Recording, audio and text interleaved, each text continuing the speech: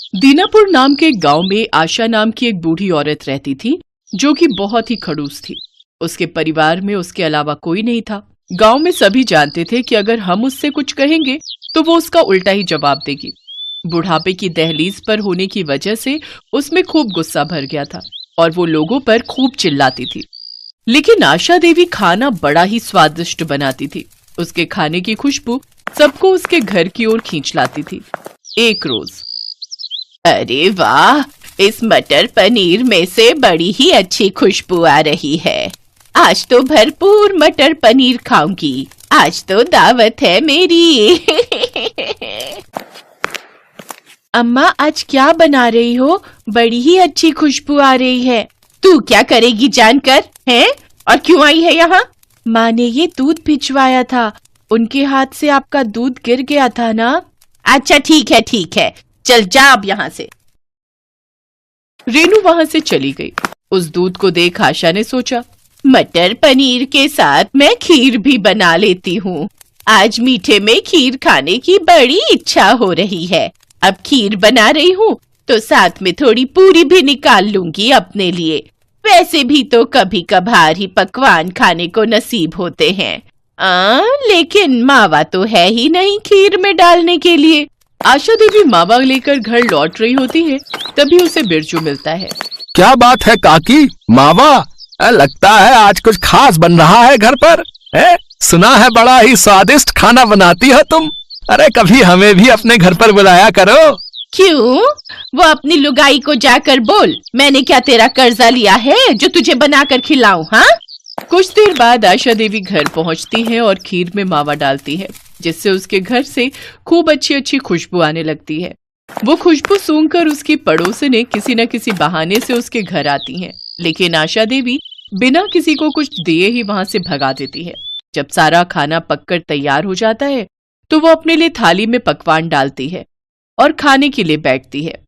लेकिन तभी उसे याद आता है, हे राम, इतनी बड़ी गलती मुझसे कैसे हो गई? भला मैं राम जी को भोग लगाना कैसे भूल गई? राम राम राम राम, मैं अभी भगवान को भोग लगा कर आती हूँ। आशा देवी जब भी कुछ अच्छा बनाती तो भगवान को उसका भोग लगाने मंदिर जरूर जाती।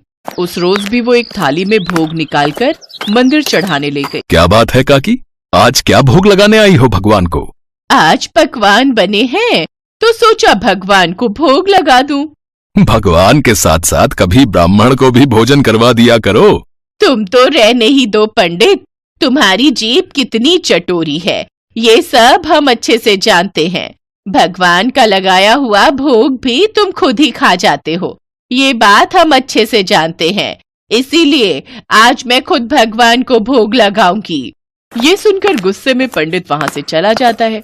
आशा देवी भी भोग लगाकर कुछ देर बाद घर लौट आती है, लेकिन घर पहुंचकर वो देखती है कि उसका सारा खाना खत्म हो गया है और सारे बर्तन खाली पड़े होते हैं। हे राम, मेरा सारा खाना कौन खा गया? फटे मुंह उसका। आशा देवी रोते हुए मुखिया के पास जाती है और उसे सारी बात बताती है। क्या कोई तुम्हारा सारा खाना खा गया? भला ऐसा भी क्या खास बनाया था तुमने, है? जो चोर तुम्हारे घर से पैसे सामान न चुरा कर खाना चुरा ले गया भाई, है? मुझे पता होता कोई मेरा खाना चुरा लेगा तो मैं तो पहले ही रसोई में ताला लगा जाती। मुखिया उसको आश्वासन देता है कि वो जल्द ही उस चोर को ढूंढ निकालेगा। घर आकर आशा देवी भूखे पेट ही सो गई। अगले दिन मुखिया उस बुढ़िया के पास आया और कहने लगा, आज तुम फिर वही खाना बनाना जो तुमने कल बनाया था। अच्छा, और ठीक वही चीजें दोहराओ जो कल दोहराई थी। जिसने भी चोरी की होगी वो फिर उसे खाने आएगा। हाँ, लेकिन मुझ बुढ़िया के पास अब उतने पैसे नहीं हैं। अरे ये लो पैसे रखो और अब वही करो जैसा मैं कहता हूँ, समझी? आशा देवी फिर से वही सब पकवान बनाती है और आज के पकवान की खुशबू तो कल से भी ज्यादा अच्छी थी। धीरे धीरे वही सब गांव वाले आशा देवी के घर के बाहर इकट्ठा हो गए और आशा देवी ने फिर से सबको भगा दिया और पकवान बनाने के बाद फिर से भगवान को भोग लगाने मंदिर चली गई। हे प्रभु, कल तो तुमने मेरे खाने की रक्षा नहीं की, लेकिन आज तुम उस चोर को पकड़वाने में हमारी मदद करना। मंदिर में आशा देवी भगवान से प्रार्थना कर रही होती है कि तभी दूसरी तरफ चोर मुंह छुपाए आशा देवी के घर में घुस आता है। फिर जैसे ही उसने खाना शुरू किया वैसे ही मुखिया ने उसे दबोच लिया। तभी आशा देवी भी मंदिर से आ गई। आशा देवी उस चोर के मुंह से कपड़ा हटाती है। वो चोर और कोई नहीं बल्कि मंदिर का पंडित ही था। पंडित, तुझे चोरी करते हुए शर्म नहीं आई? अरे कुछ तो मान रख लेता अपना। अब क्या करता आशा काकी, तुम्हारी जीभ जितनी कड़वी है उतने ही अच्छे हैं तुम्हारे हाथों के पकवान। तुम्हारे खाने की खुशबू ही इतनी अच्छी थी कि मैं खुद को रोक नहीं पाया। और तुम तो जानती ही हो कि मेरी जीभ कितनी चटोरी है। अरे भाई, पंडित होकर चोरी? अब आज के बाद तुम गांव के मंदिर में से पंडित पद से हटाए जाते हो भैया। लेकिन कुछ भी कहो, आशा काकी, आपके हाथों के पकवानों की खुशबू की बात ही कुछ और है। ऐसी बात है तो बैठो मुखिया जी, मैं अभी परोसती हूँ पकवान। उस दिन आशा देवी के हाथ का खाना खाकर मुखिया भी हैरान रह गया। लाजवाब, क्या स्वाद है काकी। अब समझ आया क्यों गांव वाले तुम्हारे हाथों के पकवान खाने के लिए तरसते थे। काकी, मैं चाहता हूं कि तुम इस गांव में ढाबा खोलो जिसमें तरह तरह के पकवान बनाकर बेचो। इस तरह तुम्हारी कमाई भी हो जाएगी, साथ ही गांव के लोगों को तुम्हारे हाथ का बढ़िया पकवान भी खाने को मिल जाएगा। लेकिन मेरे पास इतने पैसे कहाँ हैं मुखिया जी? उसकी चिंता आप मत करो। अरे ढाबा खोल कर देने की जिम्मेदारी मेरी, बाकी उसमें स्वादिष्ट खाना बनाने की जिम्मेदारी तुम्हारी। इसके बाद गांव में गरीब बुढ़िया की रसोई के नाम से एक ढाबा खुलता है जिसमें वो गरीब बुढ़िया स्वादिष्ट खाना बनाकर बेचती है। सुंदरनगर में एक मशहूर पकौड़े वाला रहता था। नाम था उसका चंदू। सुबह उठना, उठकर पकौड़े तैयार करना और पूरे दिन नगर में घूम घूम कर साइकिल पर पकौड़े बेचना, यही उसका रोजाना का काम था। पकौड़े ले लो पकौड़े, या गर्मा गर्म पकौड़े, या जल्दी आओ गरम गरम पकौड़े खाओ। पकौड़े ले लो पकौड़े, गर्मा गर्म पकौड़े, या। चंदू की आवाज सुनकर हर कोई उसके गर्मा गर्म पकौड़े खाने के लिए वहां आ जाता था और थोड़ी देर में ही चंदू के सारे पकौड़े बिक जाते थे। चंदू अपने पकौड़े बेचकर घर लौट आता था। ये देखो माँ, आज मेरी कितनी कमाई हुई। तुम्हें पता है, सुंदरनगर में हर कोई मेरे पकौड़ों का दीवाना है। सबको मेरे पकौड़े बहुत पसंद आते हैं। क्या हुआ, तुम क्यों मुंह फुलाए बैठी हो? क्या फायदा कमाई का जब खाने वाले हम दो हैं। कब से तुझे बोल रही हूँ कि शादी कर ले। कम से कम ऊपर जाने से पहले पोते पोती का मुंह तो देख लूंगी। बहू से सेवा तो करवा लूंगी, पर तू है कि शादी के लिए हाँ ही नहीं करता। देख, पड़ोस में सबकी बहुएं आ गई हैं, एक तू ही रह गया है शादी के लिए। ठीक है माँ, अगर तुम कहती हो तो मैं शादी के लिए तैयार हूँ। वैसे भी अब मेरा काम अच्छा चल गया है तो मुझे शादी करने में कोई परेशानी नहीं है। अगर मेरी माँ खुश है तो मैं भी खुश हूँ।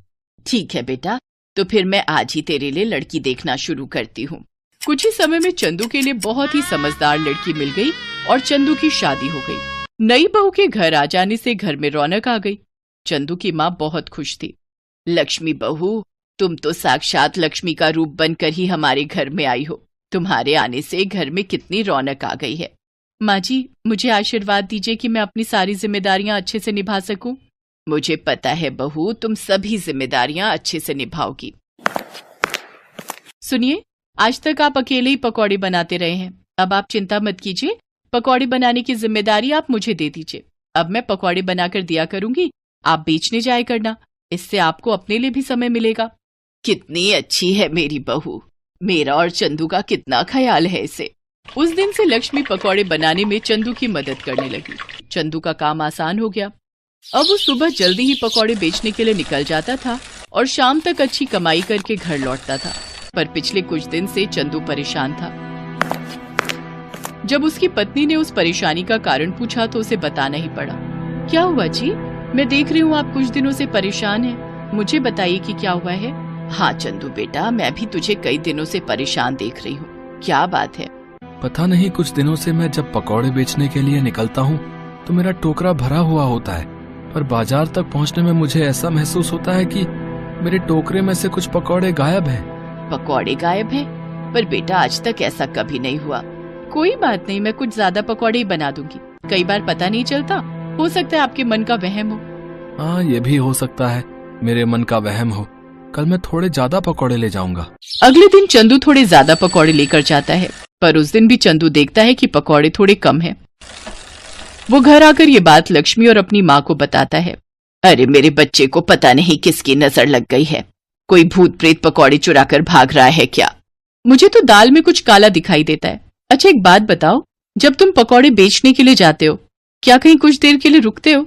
मैं जब पकौड़े बेचने जाता हूँ तो रास्ते में बस मैं पानी पीने के लिए नदी किनारे रुकता हूँ।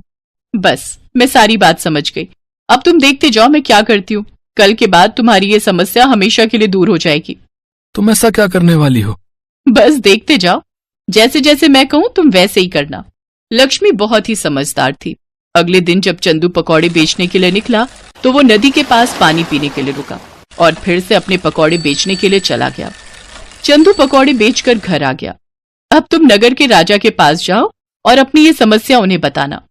चंदू नगर के राजा के पास गया और पकौड़े चोरी होने की बात कही और आज उसने जो किया वो बात भी उसने राजा के कानों में डाल दी।